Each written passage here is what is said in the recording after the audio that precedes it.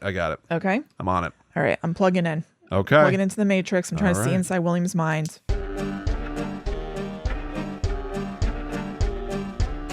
Hello. Welcome to Guides to the Unknown. I'm Kristen. And I'm her little brother, William. And it is time to return to the Lowe Files. Oh, isn't it? Yes. It's a show that we've talked about 5 times before. Oh, wow. Yeah. That feels surprising to me. I know. Yep. Short-lived. Well, actually, is that true? Maybe that's not true. We've talked about 5 previous episodes. Go. We've doubled them up before. We I'm have, sorry. yes, because this is a short-lived show where super famous actor Rob Lowe and his 2 sons, Matthew and John Owen Lowe, go around investigating paranormal stuff. Yeah. And the last time we did it was episode 403, The Root of Rob Lowe's Fear. There are only 9 episodes of this show.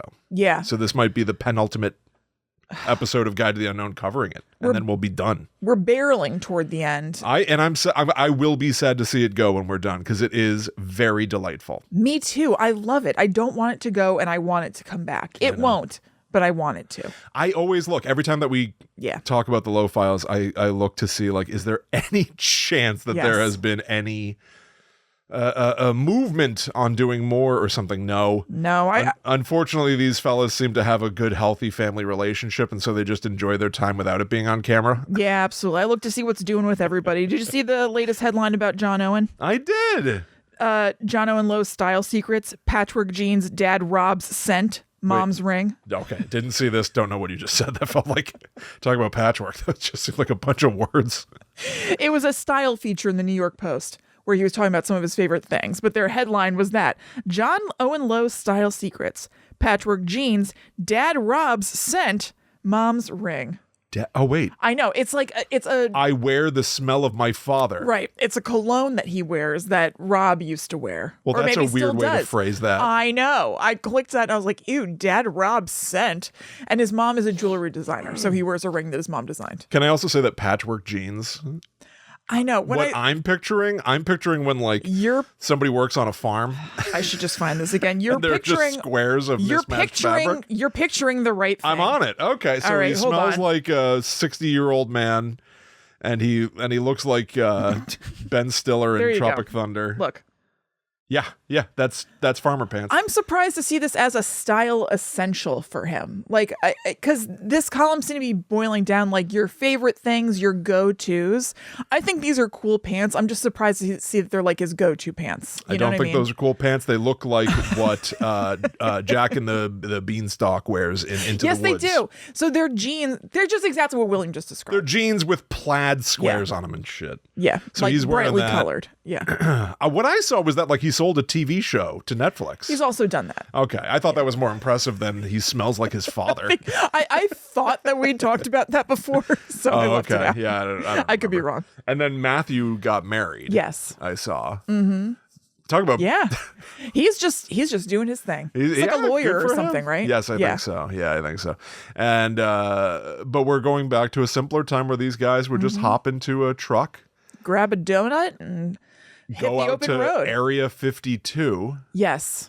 Or try to remote view. These are the 2 episodes. Yeah. One is they went to the Dugway Proving Ground, which is essentially Area 52. Yeah. Where people say the real secret stuff is done these days. And then the other episode that we watched was all about remote viewing. Can they see through each other's eyes across great distances? Yes. How tight is their bond? It was pretty tight. It was pretty goddamn tight. They were great at it. It was pretty shocking. Yeah. So we got a lot to talk about. Yeah. And we'll get right to it after this commercial break. Okay, we're back. So first up was this Dugway Proving Grounds episode. Yes. This one was pretty light. I would say that they're both relatively light. They are. They're both short. Well, this is a comedy show. Yeah. This is as if you and I went out and did our own paranormal adventures, which I still would like to do. Yes, me too. Haven't put an ounce of work into to doing that, but yes, that'd be cool to do. Yeah, definitely. But so it's light and frothy. Having said that, they are talking about things that have their own depths to them. So I did do a little bit of research on the side. But we talked about the Dugway Proving Ground on Guide to the Unknown way back in episode 302. Yep. So if you want to really get in the weeds on that. But we're going to talk about their experiences essentially working the perimeter. For real. This is, how real is the show, right? I actually do believe that I do believe it is what it portrays itself to be. Here's why I'm waffling. We see Hollywood actor Rob Lowe and his two sons basically working a tight perimeter around restricted airspace, a U.S. Army base that includes signs that, what does it say? Like lethal force authorized or something like that. Like there's a sign that actively says, warning, restricted area, use of deadly force authorized. And Rob Lowe's even like, I've never seen a sign like that. Right. Have you guys ever seen a sign like that? And it's like, yeah, you don't want to this is a genuinely serious thing to be doing. Totally. Like, ha ha, he he. I was in Austin Powers 2. Right. But now you're at a U.S. Army it. base. Incorrectly quoting it. I was thinking that. I was furious at him. Boy, was I pissed. What is the actual quote? Boy, was I pissed. Because he says, try the Hot Pockets, they're breathtaking. Yes. What is it actually? Try the Hot Pockets, they're breathtaking. Now, it was pretty good. Yeah, it was a pretty good Dr. Evil impression. Yeah. I went back to the source material. I watched, this was part of my, the extra work that I did. That's why I'll be taking an extra cut. Yeah, of course. This week. I watched a clip of Austin Powers 2, The Spy Who Shagged Me. Oh, nice. Well, guess what? I watched all of Austin Powers 2, The Spy Who Shagged Me, like, what? I don't know, 2 months ago? That's right. Okay, so we'll get 50-50? Yeah, fine. Okay, deal. We're in agreement. But so it's in the movie when they introduce Dr. Evil to Mini-Me, he goes, breathtaking.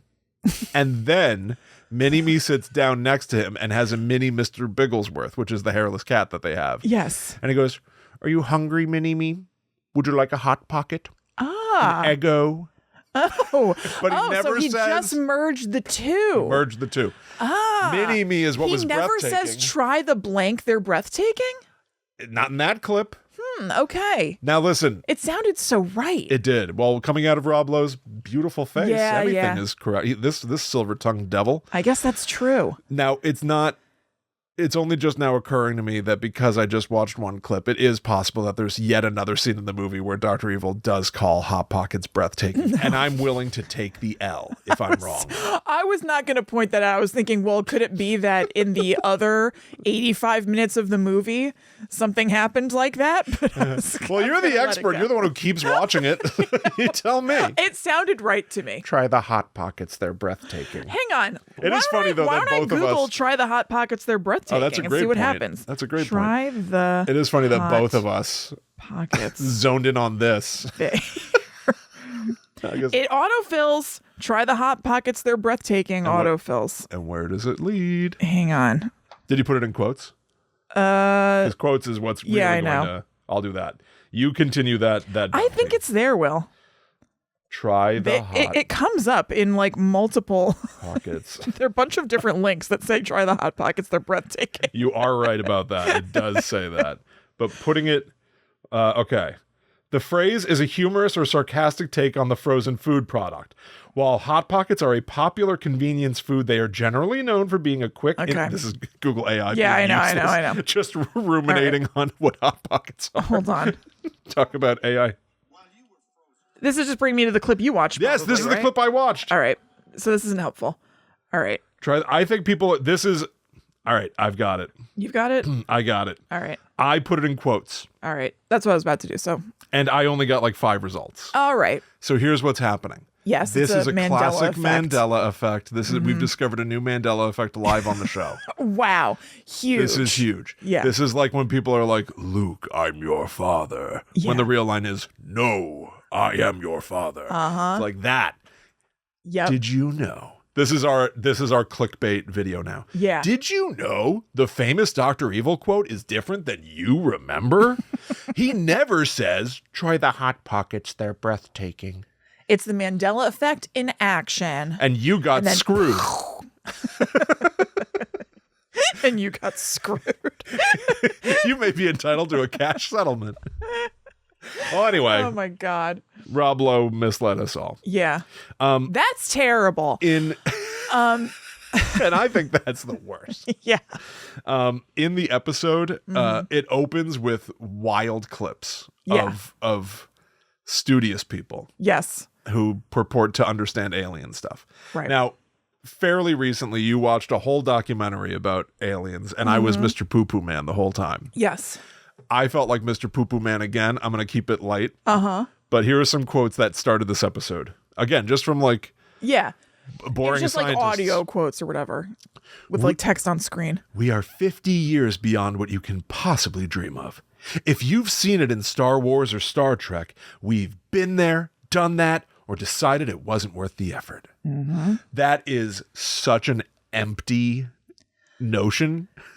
Yeah. If you've seen it, because they're trying to say that like Dugway Proving Ground is so secret, like, oh my God, all this technology. So I started writing things down. All right, if you've seen it in Star Trek or Star Wars, okay, teleportation, light speed, holograms, lightsabers, Yodas, Grogu's, and telekinesis. If they're holding those back from us, then I'm pissed. If you're keeping some Grogu's. Grogu is so cute. You got some Grogu's back there? Yeah. I'd love Maybe to in the back? see. But teleportation lights, we've either been there and done that, meaning we've done teleportation, but then that secret third part of that sentence creeps back in, or decided it wasn't worth the effort. Yeah. That's a catch-all. Sure. That's a catch-all that means, or maybe we've done none of it. Yeah. Totally. You see what I'm saying? We don't actually need to do that, so it's like kind of juvenile. These people need to put their money. You never get this about ghosts. You never get people that are like, Casper, he ain't so friendly. Let me tell you this. Ghosts, they're real. Like, you don't get quite that same energy out of people. I don't know if that's true. I don't know if that's true. Again, remember, losers are all around us. All around us. Yeah, that is true. Another quote was, if you can dream it, we've already done it. Yeah, no. It's just such a big swing. It's so confident. I think also so I wrote down every time I fart, my phone charges. Like, boom. That's my dream. Dream denied. Yeah. It ain't happening. How dare you? I keep checking. Yeah. Come on, Dugway. I just keep experimenting. Yeah, I think some people say this stuff because it makes them seem like above it and they've got this secret that the rest of us don't have access to. Look at me, I'm important, man. Yeah, I don't know about all that. When you control the high ground, you control the battlefield. That was another quote at the top of this episode. Yeah. They're really trying to make the case that this is big stakes. They're trying to make the case. I also think they were filling some time. Bingo. Because there just was not much going on in this episode. That's part of what I mean when I say it was light. Yeah. Like, we just spent a lot of time like looking for and talking about flashing lights that aren't really amounting to much. Like, they cut to, they're being like, wow, that light was really weird. It went like boop, boop, not like boop, boop. And they like show Matthew being like, huh, like he was not on board. Oh, really? I don't think so. With not on board with the entire premise of everything, but they went to look for any sort of like weird activity in the sky over the what's it called? The Dugway Proving Ground. And I think they really didn't see anything that interesting. And I think he wasn't really willing to pretend that they did. So when they were talking about it and like rehashing it afterward, I think he was just kind of like over it. Interesting. Yeah, I did not pick up on that. Mm-hmm. I got to tell you, not that I had a totally different experience with this episode from you. Yeah. I thought the second one was way more. The second episode we watched was way more like, how are we going to fill time? Uh-huh. But that one was literally so short. It's like 21 minutes long or something, that second one. But this one, I just kept thinking about the at least perceived risk. Mm-hmm. Wouldn't you be scared? I think that perhaps because... You, Kristen. Oh, wouldn't me? you be scared? Yes. Oh, of course I would. I think perhaps because... Not because of watching the Disclosure documentary that we talked about on the Netherworld Dispatch, because of the Storm Area 51 documentary that I told you about on the Netherworld Dispatch. That had those kinds of signs all over the place. That and people were Naruto running all over the place, and they were fine. Right. So I think I was like a little desensitized toward like the danger of it. That's episode 225 of the Netherworld Dispatch, by the way, if anybody's interested. I'm going to say something bold and unexpected. I'm afraid of guns. Wow. Groundbreaking. I find them spooky and scary. No. Scarier than just about any other freaky phantom we've ever discussed. I do too. I'm a proud member of Moms Demand Action. Yeah. As a non-mom. Sure, yeah. The idea that some itchy Tringer finger... He's got his Tringer finger going, and he sees me peeking at the fence a little too long. Yeah. No, absolutely not. I would not mess around any of these places just because. And Rob Lowe and his sons, they're just driving along this fence that means that they are 10 feet from breaking the rules. Yeah, yeah. Or again, the perception of breaking rules. Totally. And there was at one moment, because they've got their truck, and then they've got a little hitched thing to the back with an ATV, an all-terrain vehicle. And Rob Lowe, amusingly, stupidly, turns right, which is going toward the entrance to the Dugway Proving Ground. Right. When he really should go left and go away from it. But because he's driving this huge truck with this hitched wagon on the back, Matthew Lowe says something at one point while Rob Lowe is basically, again, Austin Powersing, doing that back and forth wiggle move to get out of there. He's like, no, stop. You're going to break the hitch. Because that angle, if you work it just, and then they're just going to be stuck there. Yes. They'll be blocking the road to a U.S. Army base. And I don't care. I just don't want to get anywhere near anything like that. A whiff of trouble. No. I don't like the notion that Army Man might be like, they sent in a Hollywood guy because they know it'll be disarming to us, because they know that we're going to think, well, that's Rob Lowe from the West Wing, and we're going to think, oh, this is something simple and silly, and it's for a TV show, but that's a misdirect. That guy is a problem. We got to go knock him down. That would scare the shit out of me. Absolutely. At one point he said I hope they're West Wing fans or whatever. He was joking, but also I think not joking a little bit. I don't think he was joking. Yeah. Because he talks to later, they meet up with a UFO expert, Melissa Tittle. Did you look into her? Yeah, absolutely. Yeah. She's a filmmaker who's made a million alien-centric movies. She worked on Star Trek. She worked on very legit stuff, and then she's worked on something new. Yeah. Did you watch the trailer for it? No. Okay. No. I'll tell you about Did it later. Okay. Yeah. So he was talking to her, and he was like, I feel like I might be able to schmooze my way into something. Maybe you remember, I didn't write it down. He was like, I made my way into somebody's post-Oscar party, and I wasn't supposed to be there. I wasn't invited, but I can schmooze my way into places. The one I remember, he said that he worked through 5 levels of security to get onto the field at the Super Bowl. Okay, it's that. Never mind. That's what it was. Which is less, it's not a U.S. Army base. Right. But the point is this. Yes, that he can use his celebrity and also just his personality to get through places. And I think that probably is true. But I don't think it's going to happen here. But I could see him being maybe I can try a little something. Well, listen, also, again, his perspective as just Rob Lowe himself being listen, maybe they're a fan and I can charm them, and then they'll just be like, oh, you know what? I'll show you as much as I'm allowed to show you. Right. That's what I think he was expecting. Yeah. They're not going to let him in. No. But here's the fear to me. There is at least a perception, if not the truth. I don't know if this is true at all, what I'm about to say. But there are these urban legends about celebrities that have been used by the government for operations. Right. So what if they think that's what he's up to? Exactly. Right. Yes. That he's a compromised agent from another thing. And yes, he's a celebrity, but that's his cover almost. Yes. But is it Chuck Barris from The Gong Show? Remember that whole thing? So he's this host of a game show, and then later came out and said, I was a CIA operative. Yeah. There's that movie, Confessions of a Dangerous Mind. Yes, which I liked. I remember liking quite a bit. Yeah. And Elvis was deputized by Nixon or something crazy. Deputy Elvis. Remember all the lives he saved? I don't know anything. I think he was in the... He was in the army and stuff. Yes. But the point being that being a celebrity is not, it doesn't mean that you are definitely not up to something. Totally. As we know, actually. Oh, yeah. That as a phrase is like, Yeah. whoa. Yeah. Small potatoes. It's been made quite clear. Celebrities probably are. Quite recently. Yeah, absolutely. But like, I mean in the greater, like, secret intelligence sense. Yeah. Yeah. And it is true that they have more like clearance to things than like normal people do. Like people are excited to see a celebrity. They might be like, oh yeah, it's cool. Zoolander. Yes, Zoolander. He could be a Zoolander, this Rob Lowe. Totally. Because actually a point that I was about to make is the whole plot of Zoolander. Yes. Celebrities are in peak physical form. He's strong. They're capable to avoid getting distracted by the beautiful people. Like Gary Shandling giving 2 thumbs ups. Rob Lowe.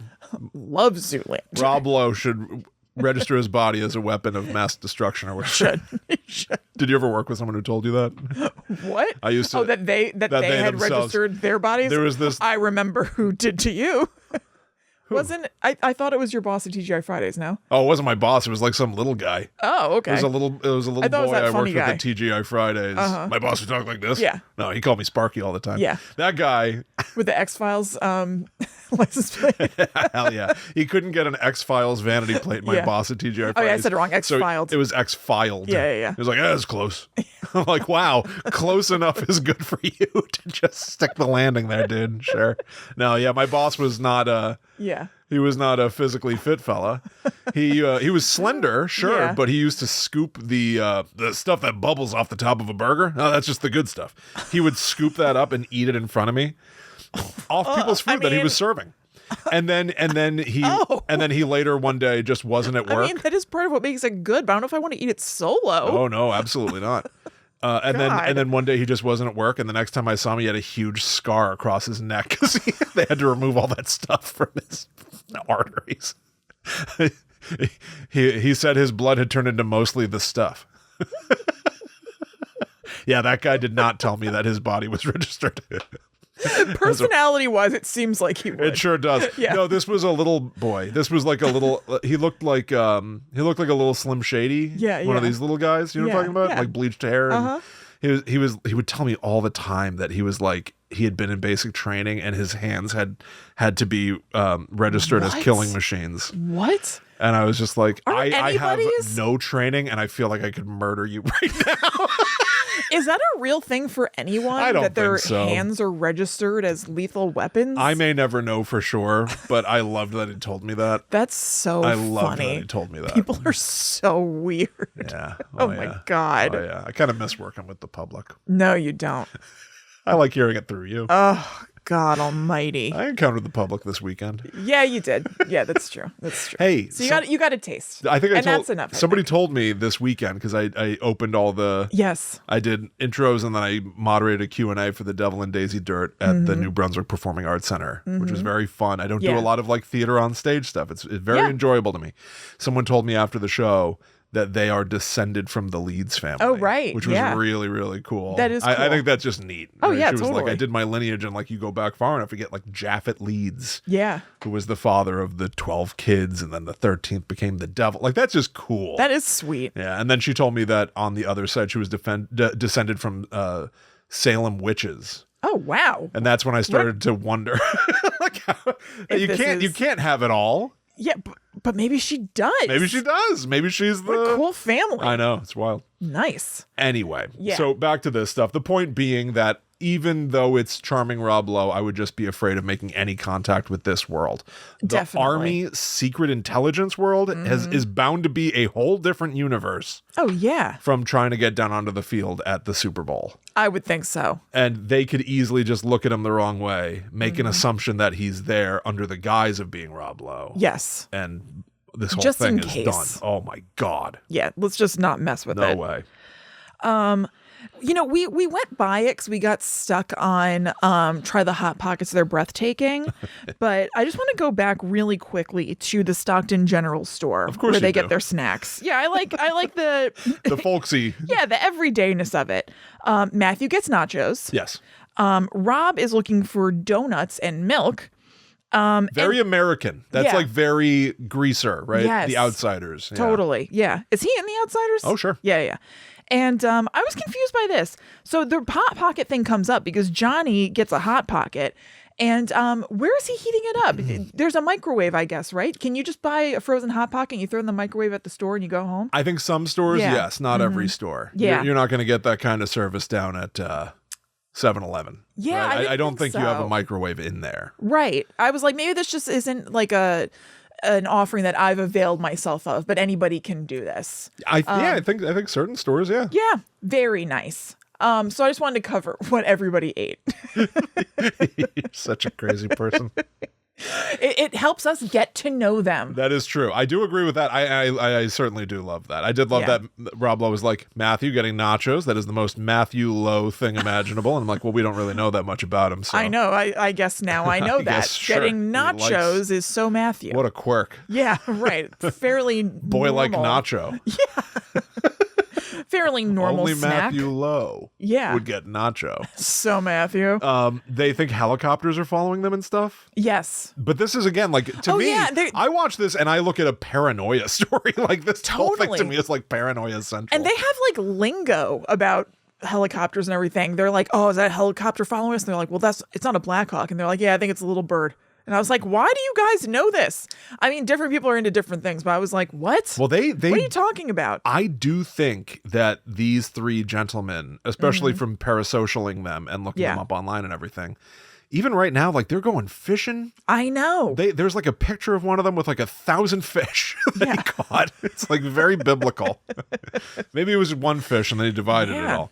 But I do think that these are kind of like men of the earth in some capacities, as much as they are Hollywood. No, I know. It seems like they're people of the land, like who know about like helicopters. They know about a whirly bird stuff. Yeah. Look at that putter. Right. Looks like a Scub 249. I was like, okay. Okay. I don't know what you're even talking about. Say so, Mr. Lowe. John Owen bought earmuffs, so he can't quite hear them.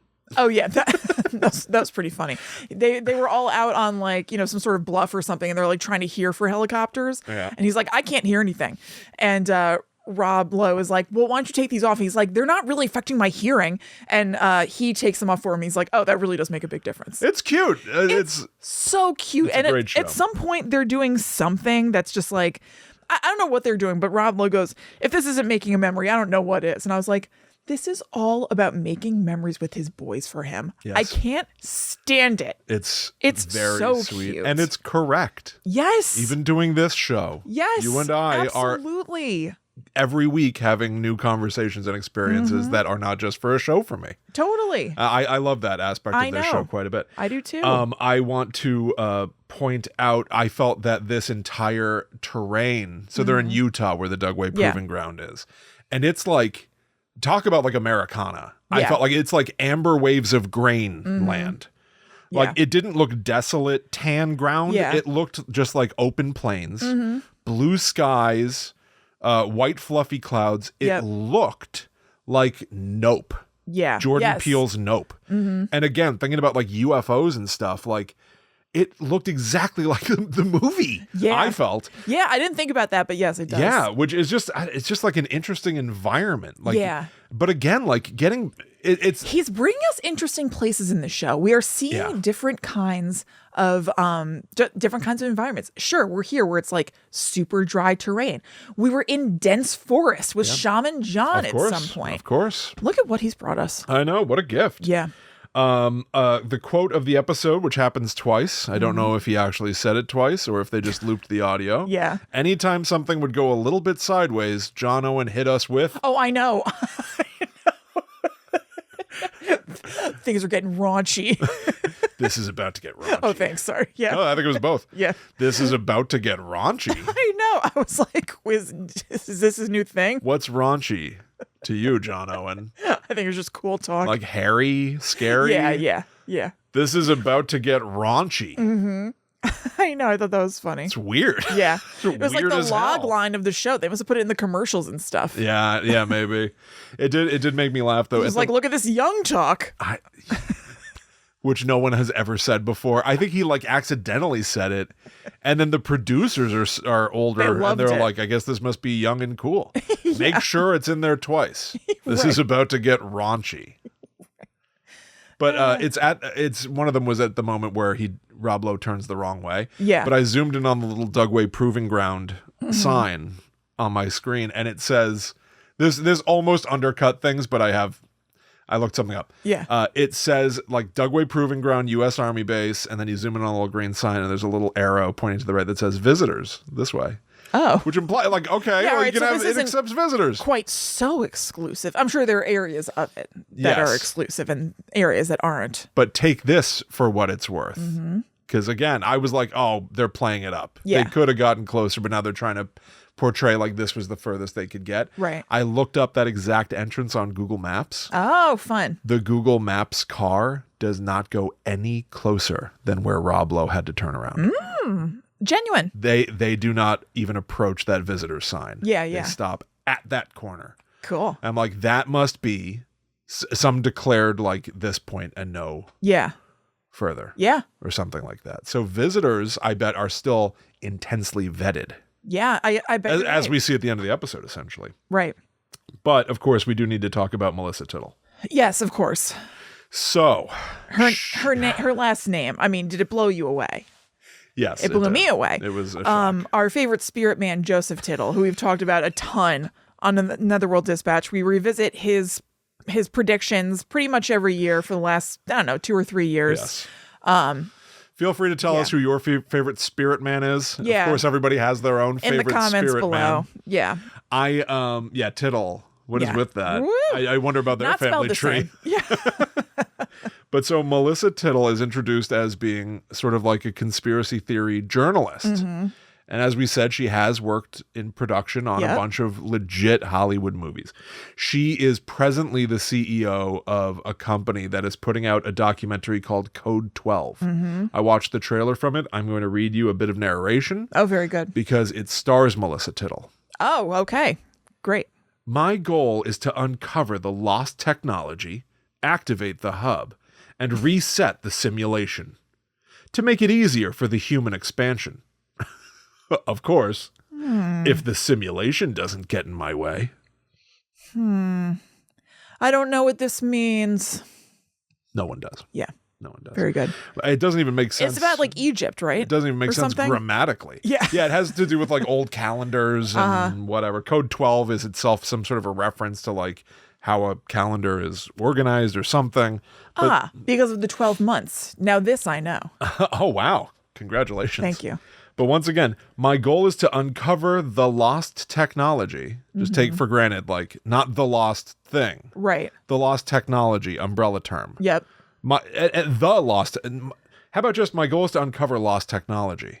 No, but it's a specific technology. It's like Indiana Jones the key. and the lost technology. Yeah. It's just too general to be exciting. Yeah. Activate the hub. What's that? Yeah. Talking about. And reset the simulation. It just sounds like buzzword Yeah, soup. totally. To make it easier for the human expansion. The human expansion. Not to make it easier for human expansion. Well, it makes it sound like it's a project that's happening. I know, it's very, very convoluted. Yeah. But here's what my takeaway was. I'm not just trying to criticize the VO.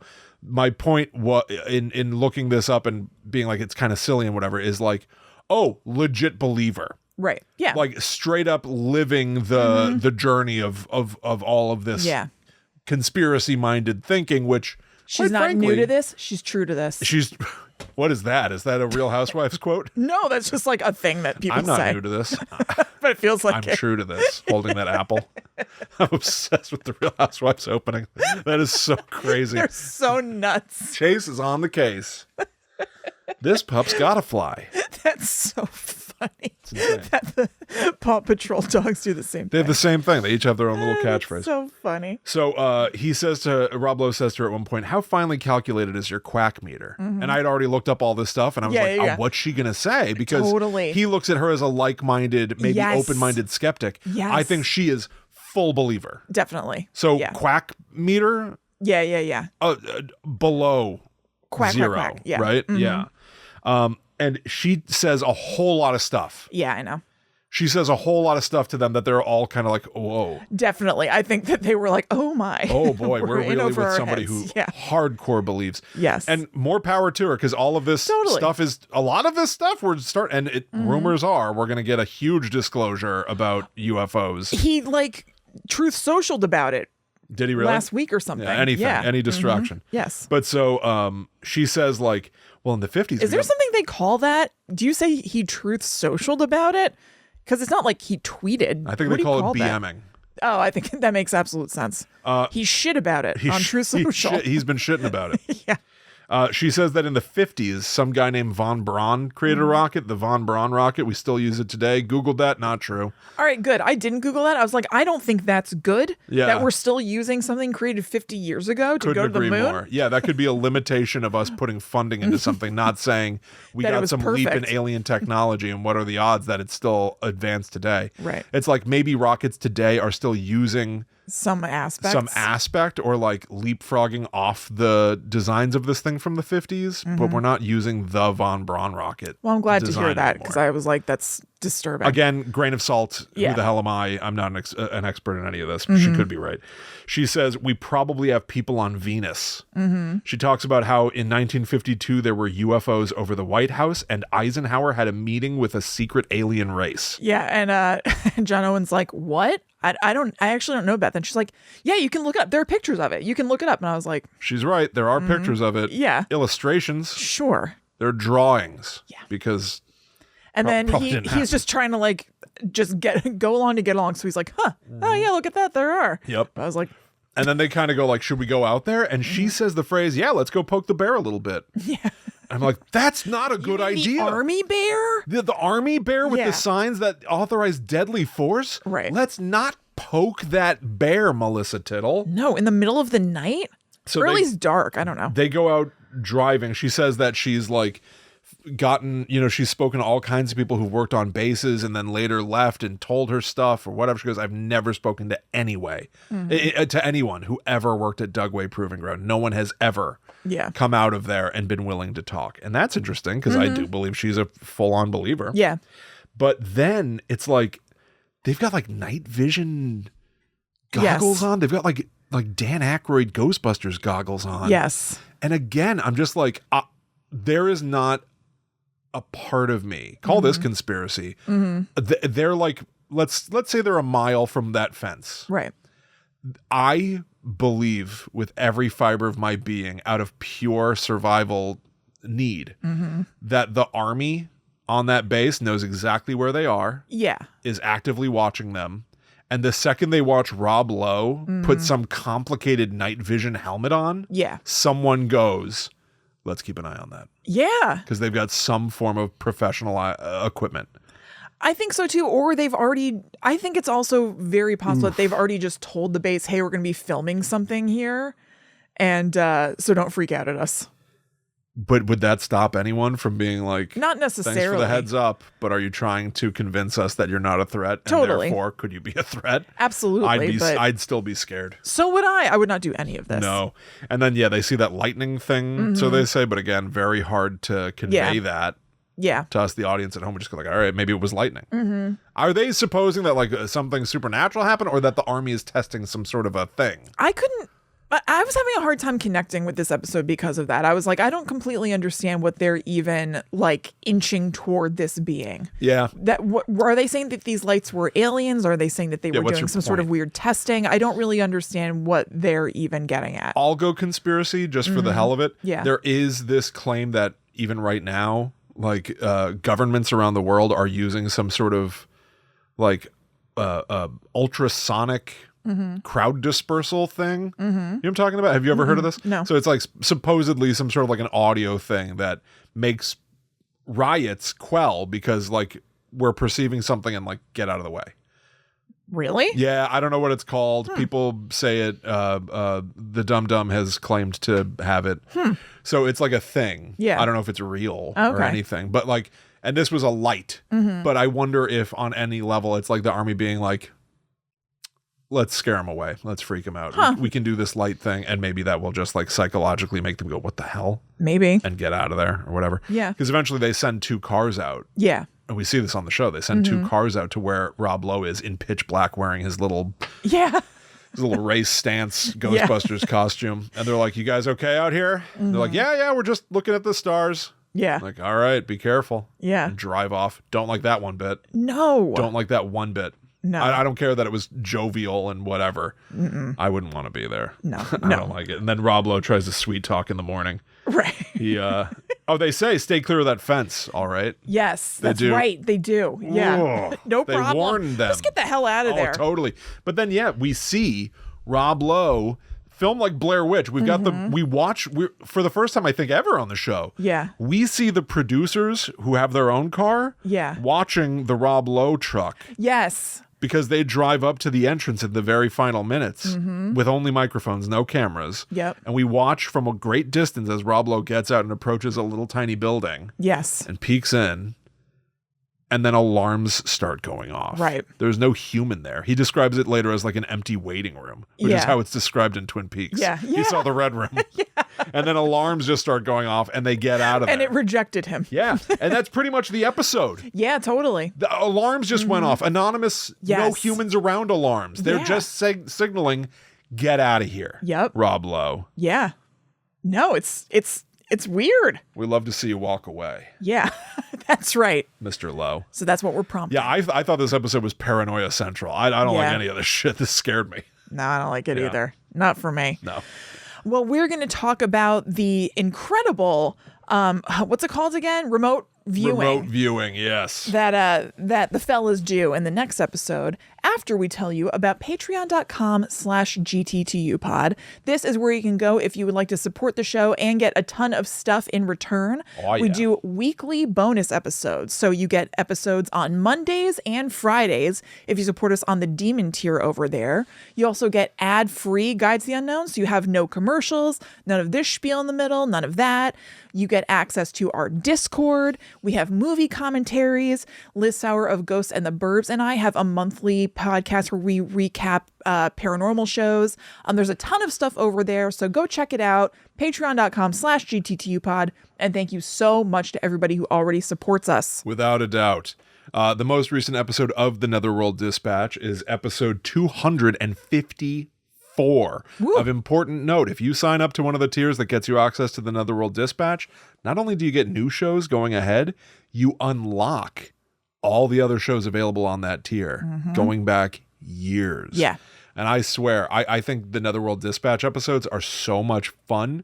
By definition, they're very different from Guide to the Unknown. There is a lot of like looking at shows and watching clips and playing games. It is very, very like different. And it's very fun. We always cater everything to the audio listener, but there is a lot of video. We describe everything. Most people still just listen, but it is a little bit more like we're looking at things and describing it than the regular podcast is. And so case in point, I'm going to set up this clip that we've got from this most recent episode. It's hard to do this justice in audio, admittedly. However, it is notable to say that the most recent Silent Hill movie has a flashback scene where they had no choice or just kind of went screw it and literally just put a big bushy fake beard on the guy to make him look younger. And the fake beard is so fake beardy looking. Oh, yeah. It's unreal. We'll describe it. You're going to hear the whole schlemiel right now. Oh, they're trying to keep him at a distance? Maybe. Because maybe they know that the fake beard is bad? Yeah, because we're seeing him from like across a room. Oh, but here he comes. All right, now we got a close up. Front and center with that beard. Wow. I mean, it seriously looks like a bad Halloween beard. It's just so... It's so incredibly thick. Right? Like, whose beard is like that? That's right. Not mine. It's crazy. Not mine. Not even Jack Black, right? Like, who's got like a big bushy beard? Like, no one's beard is like that. Nothing looks like this. There's no skin showing through. You couldn't shine a flashlight through that. No, perfect coverage. Yeah. You know what they could say, though, if they wanted to make this justifiable in universe, it could be like, that was the year I used to wear that fake beard all the time. Yeah, they would have to, because this is so clearly not a real beard. This flashback happens around Halloween. I understand wanting to do things. They should have just CGI'd some like pumpkin decorations into the room. Yeah. And there you have it. That's the most recent episode of the Netherworld Dispatch. It's waiting for you right this second. We talk about the most recent Silent Hill movie, and then we play some of Silent Hill 2, the video game, including the wonderfully emotional endings. Yes. Yes. It is wonderful. You know what I realized, though? I saw a beard not long after we recorded this that seemed to be naturally almost just as thick. Really? So I'm rewatching Schitt's Creek because I actually never even finished Schitt's Creek. Okay. I've only seen like the first few seasons or something. I don't know if he's in the show the whole time, but in the first season, there's this dude. His name is Mutt, and he's got a crazy thick beard. Maybe that's fake. I don't think so. I didn't read as fake. Well, this read as fake as hell. I don't know why they would have Silent a fake Hill. beard on this guy, really. So I just think it's his real beard because, like, why would they have just a random dude with a fake beard? Maybe fake beards are designed off his real beard. Maybe that's the only thing that makes sense. It's the only thing that makes sense in this kooky, crazy world. Yeah. So go check that out, everybody. Also, a nudge to the future. It is Scream Week. Whoa. As this episode drops on Friday, the movie will be out. Finally. And the following episode of this coming Monday's episode of the Netherworld Dispatch will be us talking about Scream 7. It'll having be seen it. Rejoicing at the rise of Stu. He lives. Yeah. Stu Muncher. We get to find out. Should I cosplay when we go to the movie as my character, Stu Muncher? His secrets? Who's just a guy holding a bowl of stew. A beef stew. That was me last night. That was me last night. I love being Stu Muncher. Yeah, me too. It was great. So yeah, it would be a good time if you're interested in that to join us on Patreon because we'll be talking about Scream on Monday. Yes, absolutely. Ooh. All right, everybody, let's get back to Rob Lowe after one more commercial break. All right, and we have returned. Episode 7 of the Lowe Files. Yes. Remote viewing. Yes. Have you ever done remote viewing? Have you What? ever tried this sort of thing? What do you think my answer is going to be? I guess I know it's no. Have you tried remote viewing? I think I have. I don't remember when. It must have been when I did that like psychic development course or whatever. Like during, it was a one-time thing. It wasn't like a long course or anything. Yeah, you've done stuff like that. Yeah. Yeah, I've never. We should try it. Okay. I actually meant to. Hang on, I have my little notebook. Why don't we do some remote viewing? Really? Yeah. How are we going to achieve this? Well, it's not going to be that remote, but Pretty close viewing. You just draw a little something, and I'll try to. So I draw something, and then you try to copy what I just drew. Yeah, hang on. Here, why don't we just do it this way? Yeah. I'm visualizing. You can see Zoe's little drawings in my. I'm gonna notebook. make it. I'm gonna make it real simple. Ready? Mm-hmm. I'm visualizing a shape right now. Yeah. That is what I was thinking we would do. Okay. All right. I'm just thinking of a shape, and all your job is to either draw it or try to figure out. Here's what I think you should do: visualize a shape in a shape. A shape in a shape. Okay. I don't know why I thought that. I got it. Okay. I'm on it. All right. I'm plugging in. Okay. Plugging into the matrix. I'm trying to see right. inside William's mind. Okay. Okay. Now, is this going to be a problem? I changed it. Could be problematic, I'd imagine. All right. I'm going to do what I thought it was first on one side. Okay. And then I'm trying to see what it morphed into. All right. Yeah. You've got a 50-50 here, I think. Okay. I'm done. Are you okay? All right. I thought that it was this at first. You thought it was a square inside of a circle. Yes. Okay. And I thought it morphed into a triangle. Okay. It morphed. It was a circle inside a triangle, and then it became a triangle inside a circle. All right. Short. Okay. So. Okay. I think you blew it. All right. Here you go. Oh, so we're gonna continue. All right. Well, now I'll do it. Same thing. Okay. All right. Yeah. All right. So what am I supposed to do? So I just try to plug in. Okay. To what I'm thinking, okay? All right. I'm just gonna do it the one time, or else I'll try to. I know. I could. If it morphs, it morphs. So a shape inside a shape. That's what we're going with. Okay. All right. Okay. And I see Kristen, and I see her visualize. All right, I've got it. Okay, I visualize with my. And I'm really visualizing it. They say so visual eye, visualize. All right. Let's see. Okay. I am. I think I'm totally biased. Okay. I partly am worried that I thought of this. Okay. Okay, but maybe you thought of it. Okay. I have drawn my shape in a shape. All right, let's see. I'm realizing that. No, it's not that. I'm realizing that I just visualized exactly what I had drawn for you. Right? Did I? Yeah, I did. Because the last thing that I looked at was the Halloween box set over there that has a jack-o'-lantern on it. Oh, yes. And so I was picturing a circle with a square because the little cutout of the teeth are basically kind of square. Yeah. But I didn't even think about the fact that that's exactly what I visualized for you earlier. Okay. Well, maybe we'll have to do a better job of this in the future. We'll really try to do what they do on this program. Because Rob Lowe and his boys in this remote viewing episode, they get sort of hands-on training. Yeah. From somebody who purportedly has studied this stuff. They meet work with the pros. With leading experts Gail and Paul. Yeah. Paul's a former military viewer who was in a program that was terminated in 1995. So he was like, so now I can talk about it. It used to be classified, but now it's not anymore because it doesn't exist anymore. I thought the same thing. Yeah. I was like, I don't know if this is the positive that you're making it out. Everything is a double-edged sword, right? Like now I can talk about it because they didn't value it enough to keep it. Because it's been disavowed. Yeah. I was like, because it didn't work. That's some sunny side thinking, actually, that I aspire to. It's the kind of thinking that got him on the Lowe Files. That's true. And then Gail, who's part of a group that provides remote viewing services to private clients. Yeah. I was like, what does this mean?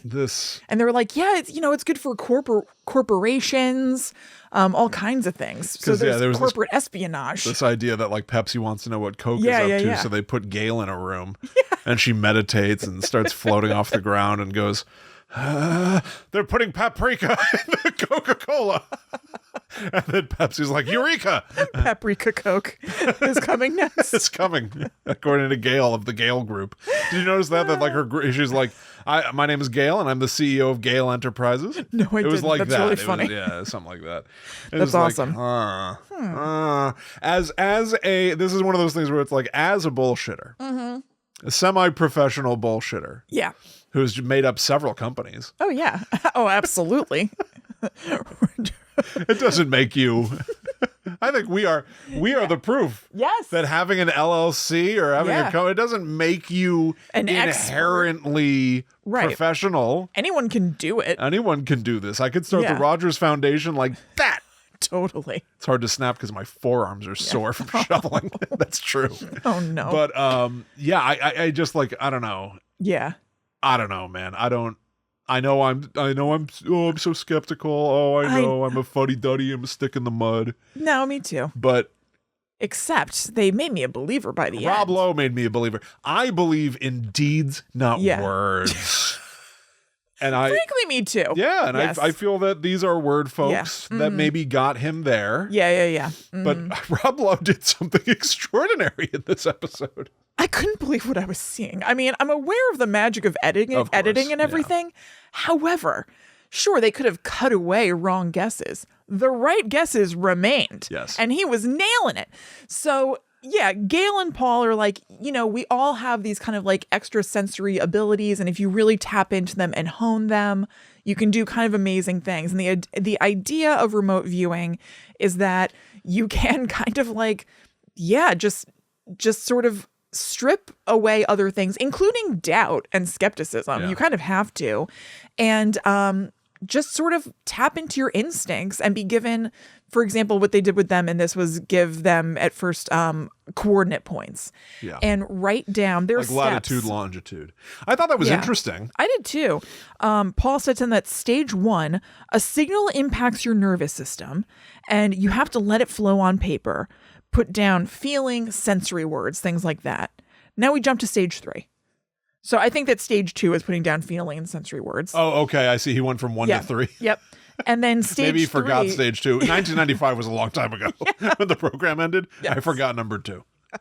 And stage 3 is you sketch. You do a sketch of what you're seeing or whatever. Okay.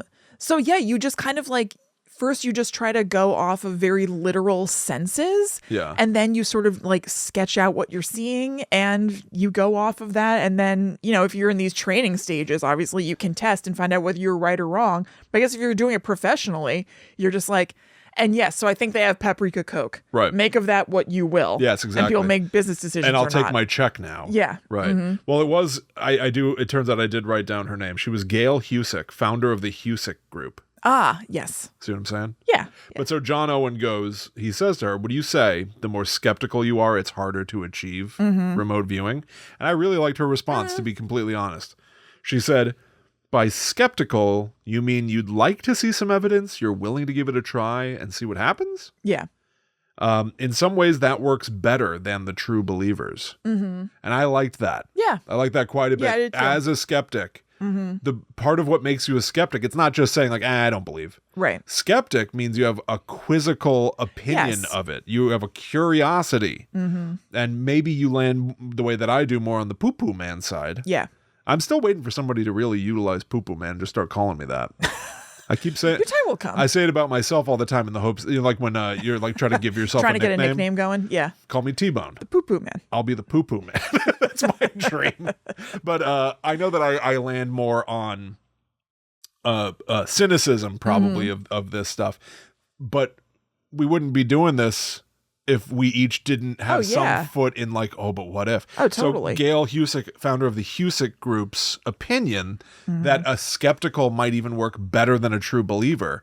True believer brings potential bias. Yeah, true. And leaning in too hard and being like, yes, of course I see it all. Of course. And then like reaching, like we each just did this, our Bobo remote viewing right now. But like, at one point I did have a triangle in my thing. Yeah. A true believer might go, but you got the triangle. Yeah. You got a triangle.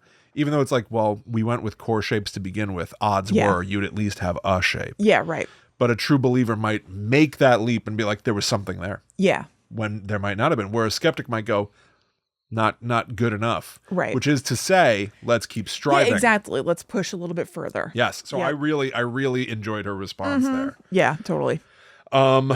So they talk about the notion of the men who stare at goats. I guess that was part of the government, again, similar to last episode. It's like the government program that was working on this at some point. Yeah. Do you know about this? Yeah, I read the book. It was a book by John Ronson. It rings a bell. I feel like you told me about it or something. Yeah. I don't really remember. I don't know if we did an episode, but I feel like in life you may have told me. I know. Yeah, it was a book by John Ronson that was then made into a movie about like secret government programs that were about remote viewing and I think just other weird kind of like strange CIA secret programs and stuff like that. Okay. So they like touch on the notion of the men who stare at goats. They like just like mention it a few times. They which just is use weird. the phrase men who stare at goats. What year did the men who stare at goats come out? And then there's like a 5-minute segment where they go visit a goat. I know. It was so weird. So the men who stare at goats came out in 2009. This was in 2017. I don't know why they were so fixated on it. I guess just because it was about like psychically trained soldiers and they were dabbling in this world or whatever. Well, follow me down this conspiracy theory. Yeah. I think Rob Lowe saw an opportunity to fill time. Yes. By mentioning the concept of a government program called the Men Who Stare at Goats and then saying, boys, I bet on this episode we could get away with 3 to 5 minutes of us feeding a goat under the guise of it being on topic. Yeah. I absolutely think that that's because we were just treated to Rob Lowe being cute to a goat for a while. Yeah, they're like feeding goats. At one point, they were holding something on a plate. I was like, is that just like a wrapped burrito on a plate or something that they're like holding out of mouth range of the goat? What's going on? But then I think it was like a cone of treats. I don't think you're supposed to feed a goat a burrito. I don't think so either. Were you nervous when John Owen put like a granola bar in his mouth for the goat to meet him halfway, like Lady and the Tramp with the spaghetti? I was like, that goat could take a chomp. Can you just chomp? Don't know. A chomp. Maybe I said chomp. Can you imagine if his Hollywood ambitions were dashed because he got mauled by a ate goat? His face? How? Yeah. Like a chimp? I mean, I know that they don't have that kind of reputation, but still an animal. I wouldn't trust a goat. Just in case, you and I have seen goats. Oh, yes, we have. I've gotten notes. Talk about who stare at goats. I've got... the siblings who stare at goats. Yeah. I've gotten goat notes. Yes. That we every time we bring up a goat, we tell the traumatic story of our experience and that we should stop. I know it. I've been told. I've been warned not to tell our goat story again. I know. All I'll say is And then hopefully all of you have heard our previous episodes. You know exactly what I meant. And if you don't know, reach out. And if you really don't know, we saw a goat poop and it was gross. Yeah, it's gross. Yeah. I did it. I got away with it. Send your goat notes. I got you. God. But yeah, it's just a so cute weird. goat scene. I know. I couldn't believe that nothing more came of it at all than them just. I thought they were going to talk to somebody who was like the keeper of the goats, who was like, yeah, I do feel a special connection with them, and I can see, or maybe they were goats that were used in CIA training. Right. Nothing. Right. What was the deal? William, it was a time filler. This episode was seriously like 21 minutes long. It was so short.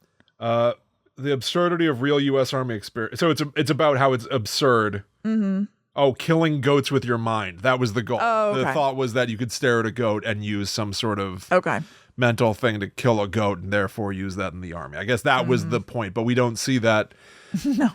We don't. That's not glad even what they tried. The point wasn't you just stare at the goat. It's like they totally lost the plot. No, the men who play with goats. Yeah, the men who it's Rob Lowe and his boys having fun. Yeah. Well, I'm thrilled and to watch another memory was made. Of course it was. Yeah. Mine. Yes. My memory. Yeah. All right. So they do actually attempt a test. Mm-hmm. And at one point, Paul, the guy who used to be a military guy, he gives them the coordinates. He's like, write down the sensory words. Yeah. So scratchy, or is it cold? Is it chilly? Mm-hmm.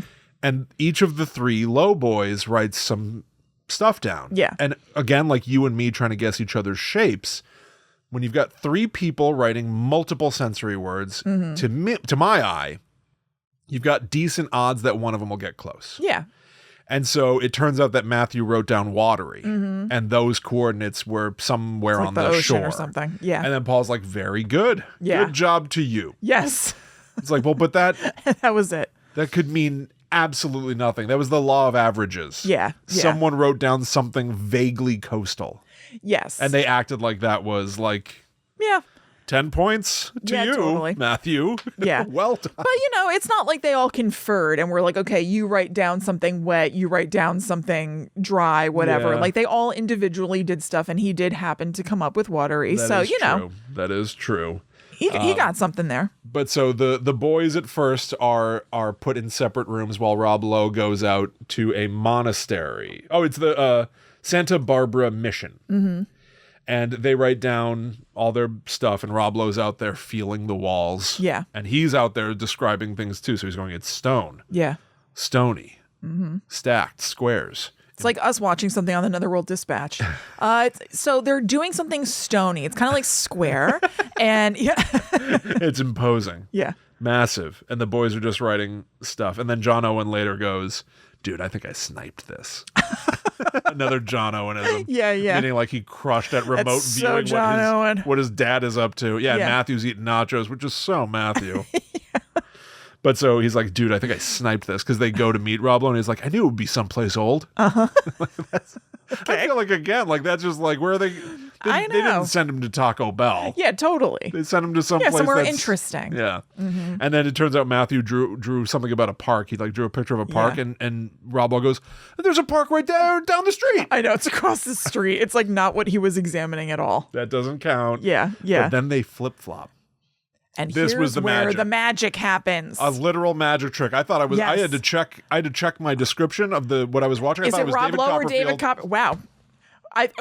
We are remote viewing. What did we just said two things at the same time twice in a row. It was a race. Yeah. It was a race to see who could say David Copperfield first. And what was it before that? We just said, it doesn't matter. I don't know. It's you and me. I know. So now Matthew and John Owen are standing in some sort of amphitheater. I don't know what this is. I'm not from Santa Barbara stuff. I know. So Cali. Yeah. Right. So they are trying to describe it. Yeah. John Owen goes, well, he's viewing. We are just beacons. And that's where it started to really feel paranormal to me. I'm like, yes, what a cuckoo thing they're attempting to do. Like, these two boys are out there as hotspots, and Daddy is beam it to him, trying to sense them. Mm-hmm. And I was very interested in this, because Rob Lowe, I feel, took it all very seriously. He totally did. He was really very applied earnest. himself. Yeah. And so they're out there being like, all right, well, we're sort of, there's like structure, but it's open air. Mm-hmm. They're in this amphitheater. So they're standing in this like circular, almost, one-story Coliseum kind of looking thing with this like a wall around them, but with these cutouts in it. And Rob it seemed Lowe, to be important to say stuff out loud. I don't know if it didn't seem like that was just for the show. It seemed like it was like part of the process, maybe, of remote viewing. And then they cut to Rob Lowe in a little room who goes, I'm feeling like it's indoor and outdoors. Mm-hmm. And they start putting stuff on the screen in the production. They say the results of this the experiments in this episode are 100% authentic. Nothing has been staged. Yeah. Which is to say, anything could be true. Yeah, of course. You can put that up regardless. Of course. This could all be staged. But I believe them. This could all be staged. I believe that a lot of this is coincidence. A lot of this. I thought it was pretty good. I think he remote viewed. Well, let's discuss. Uh-huh. Matthew touched 2 lights. Yeah. Rob Lowe wrote something down about touching light. He wrote, I have a vision of fish. I didn't see them do anything with fish. No, me neither. They start knocking. This is the biggin. Yeah. They start knocking on a pine or a palm tree. Yeah. That's in there. And then they cut to Rob Lowe going, I feel like there's knocking. I think they're knocking on something. That is it's so specific and weird about the action that they're taking. Not even like where they are. It's what they're doing. And then they point out he's connected to his boys. Yeah. They point out, they're like, if he draws a circle, he would need to have another circle in it, like us doing our shapes. Yes. And he drew a circle with a circle in it. Yes. Of his like bird's eye view of where they are. He even drew that there was a spire on a building, and there is a spire on the building. Yeah, he freaked out when he saw the spire on that building when he went to see it in person. Yes. And Paul, the expert, says you had the look on your face of someone who was really engaged in it. Mm-hmm. And I think, here's what I really all right. Yeah. Again, I'm happy to be poo-poo, man. Of course. I just am. Mm-hmm. I don't believe in remote viewing. I would love to. What did he do? I believe in Rob Lowe himself may just be paranormal. Maybe no one else on the planet can do it, and this one man is able to achieve it. I would not put that past him. Yeah. I do believe in some things that don't have any foot in logic. Mm-hmm. And one of the things that I do believe in some sort of a weird airdroppy quality in family. Mm-hmm. I do believe in a connection between people that you're close to, whether it's blood or just love. Yeah. I do. Mm-hmm. I know that's probably silly to some. No. And you'll be surprised to find that I'm not always poo-poo man. Mm-hmm. That's right. Maybe that's why the nickname hasn't stuck, is because sometimes I do get a little woo-woo. Yeah. Woo-woo and poo-poo. Oh, yeah. Yeah. New podcast. Oh, that's great. Woo-woo and poo-poo. I have always wondered, even way before I had kids, this is not so much about being a dad, although it's part of it. Mm-hmm. I always wondered, because they always say that mothers have a connection to their children, where it's like, oh my God, if you had a baby, like grew a baby in your body, you literally shared a body for a time. That's crazy. Yeah. That's crazy. And I was always like, so if I'm ever a dad someday, which now I am, would I not have that connection? Yeah. But then I was thinking, I was like, no, because like I feel like maybe on some sort of like, whether it's pheromones or some sort of, and in many ways this obviously doesn't pan out, and fathers can be completely negligent, totally out in the wind. Yeah. And it has sort of become my experience with my kids, where it's just like there is I feel so connected to them in such a profound way that it does border on extra sensory or something. And it's what I always hoped to be the case, and it is how I feel about my kids. Yeah. So Rob Lowe is the father of these 2 guys that are out there, and like did they pick up on what he was doing? I don't know. I don't really think so. But the kids will always be doing their own new thing. I think it's the old guys. Yeah. The old people that look at the next generation down and feel this fondness and hope to care for them that like might give them the extra nudge of ESP or something to be able to check in. Yeah. So do I believe that something. Rob Lowe remote viewed his children? No. Do I hope that on some level, when you love someone enough that you can have a connection to them that defies logic and science? Yeah. So that ultimately I'm probably still on the fence. Yeah. But I loved it. Yeah. I really thought it was wonderful. It was awesome. And the ending, he always has his little Jerry Springer's final thoughts. Yep. He says, I've always felt a very powerful connection to my boys, and today really proved there's no distance great enough to keep us apart. And although Matthew and Johnny may not like it, I will always be watching. Yep. I thought it was incredibly genuine and sweet. I know. And aspirational in some ways. I got more out of this than I thought I would get. I felt like a little tinge of emotion there. Yeah. It was very sweet. That's sweet. Maybe you can have the Raj Files one day. Yeah. With Jack and Zoe. Good point. Yeah. I feel like we're doing it right now. I know we are. Yeah. I meant with your children, though. I know. Maybe we'll bring them yes. into the fold someday. Oh, yeah. It's not impossible. No, it's not. This will be a family line of work. Yeah. Just talk shit.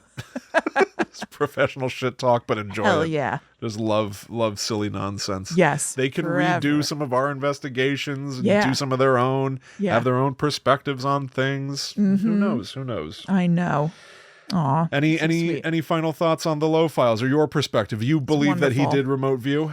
I think so, but I do think it's also the familial connection. You believe in that? Strengthened it. Yeah. I think so. We went to Salem, our family, many, many years ago, and there was a guy that ran, one of the little witchy shops and was going to do a ghost hunt thing with us. He was like, families have a strong connection. Families, when they go on these ghost hunts, usually there is activity. Yeah. So is there some sort of I call it airdrop, just for lack of because I'm a nerd. Yeah. But also that sort of unseen sort of like thing that tethers us, similar wavelength or something. Does that exist? I think that it could be.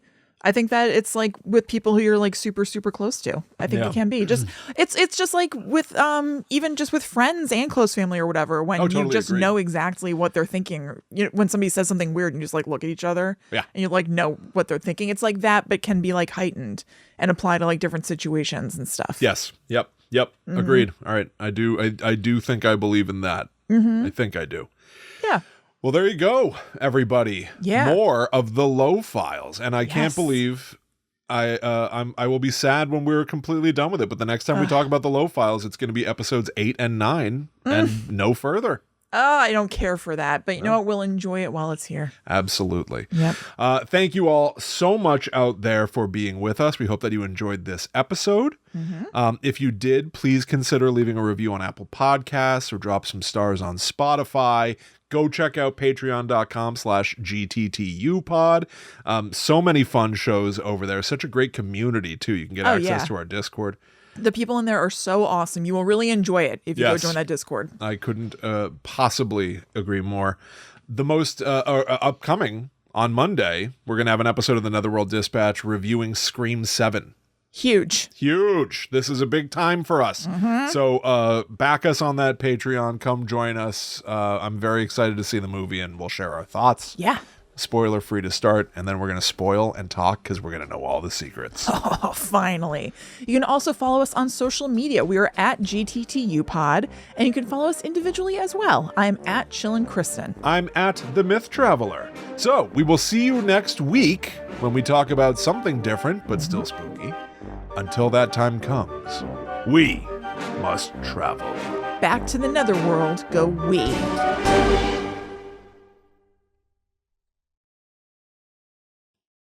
And I'm frightened already. Holy shit.